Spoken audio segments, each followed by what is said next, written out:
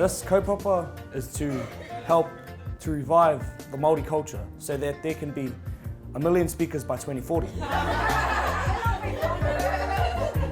harikoa, he rā kia whakawhanaungatanga mātou ki etahi atu tangata, kia mohio mātou, nohia rātou, hao rātou mahi I te kura.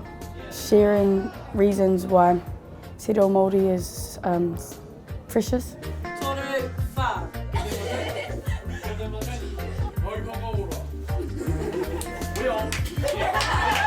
Ki ana hui tēnei kupu nā te mea.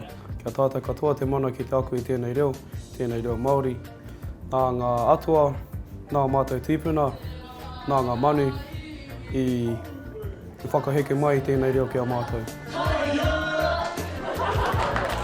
I guess it's given me an opportunity to see how important that Māori is to me and to the people of New Zealand.